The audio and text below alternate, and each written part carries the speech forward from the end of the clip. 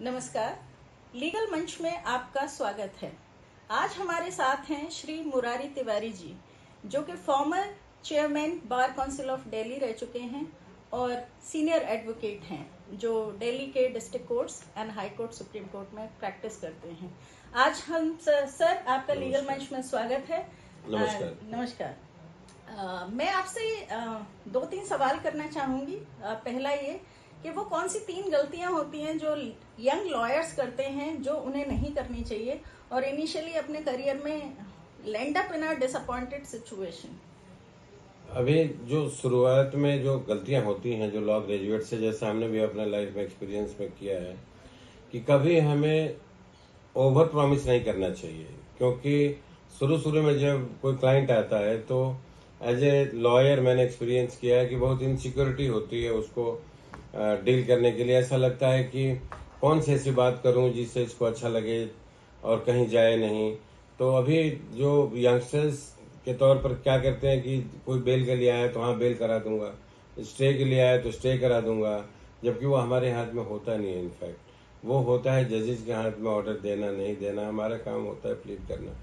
और सबसे जो अभी जो टेक्नोलॉजी वाइज जो डिफिकल्टी आई है, जो बार काउंसिल में जो कंप्लेंट्स आती हैं वकीलों की, जो ओवर प्रॉमिस करते हैं कि मैं ये काम करा दूंगा, उसके लिए एक सर्टेन अमाउंट ले लेते हैं, अब वो काम होता नहीं है। फिर वो क्लाइंट उनके कॉन्वर्सेशंस को, उनके जो डिस्कशन होता है, उनका कॉन्फ्रेंस होता है, उसको बकायदा उन्होंने रिकॉर्ड किया हुआ होता है अपने मोबाइल में या अपने जो रिकॉर्डिंग डिवाइसेज में, पूरी तरह से रिकॉर्ड करके लाते हैं और हमारे सामने आके प्रोड्यूस कर देते हैं कि देखो जी इन्होंने तो ऐसे ऐसे हमें कहा था कि somehow I will manage and I will get bail order, आपको कुछ चिंता नहीं करनी है। और तो वो जो ओवर प्रॉमिस है क्लाइंट को पकड़ने के चक्कर में कि शुरुआत के दिन है और क्लाइंट मेरे हाथ से जाना नहीं चाहिए, तो सबसे पहले तो वो यंग लॉयर है उसको ओवर प्रॉमिस नहीं करना चाहिए। अपने क्लाइंटों के साथ भी नहीं करना चाहिए और अपने सीनियरों के साथ भी नहीं करना चाहिए। जिस सीनियर के साथ वो काम कर रहा है उसके साथ भी फेयर रहना चाहिए, किसी तरह का वही कमिटमेंट करे जो वो काम कर सकता है। दूसरा जो इशू है जो सबसे बड़ा इम्पोर्टेंट है कि जो यंगस्टर्स हैं वो टाइमलाइन उनको नहीं मालूम होता। कई बार जो सिविल सूट्स वगैरह डालना होता है, हर एक सूट्स का एक टाइम लिमिट होता है।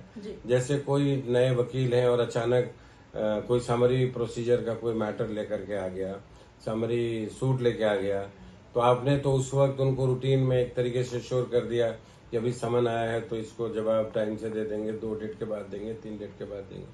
लेकिन आज की डेट में वो चीज़ें बदल गई हैं और उसमें टाइम फ्रेम है। विद इन 15 डेज आपने अगर लीव टू अपीयरेंस नहीं डाला और लीव टू डिफेंड के लिए टाइम से आपने अप्लाई नहीं किया तो वो सूट सीधा डिक्री हो जाता है। और उसके अलावा जो ओरिजिनल सूट्स हैं आपको पता है कि उसमें कोई कंडोनेशन भी नहीं लगती। तो इसके लिए जो यूथ होता है, जो नया वकील होता है, उसको इसके बारे में बहुत ज़्यादा आइडिया नहीं होता और उसके साथ साथ उसको प्रोसीजरल एस्पेक्ट को भी जानना बड़ा जरूरी रहता है कि किस चीज़ में कब हमें अपीयर होना है, कब नहीं अपीयर होना है। तो वो जो यंगस्टर होता है जब शुरुआत के दिनों में, तो उसको इतनी ज़्यादा टेक्निकल बातें अच्छी तरह से पता नहीं होती। और तीसरी बात जो बहुत ही इम्पोर्टेंट है, जिसमें जो यूथ होता है उसको तो जो आज की डेट में कहते हैं ना जेन जी वाला जनरेशन है, तो उनको तो एक एरोगेंस उनको अवॉइड करना है और ये भी प्रिटेंड नहीं करना है कि उनको सब कुछ पता है, क्योंकि गूगल का टाइम है, सर्च इंजन है उनके पास। कुछ भी कोई बात करता है 2 मिनट में उसका जवाब निकाल के वो कोशिश करते हैं बताने की।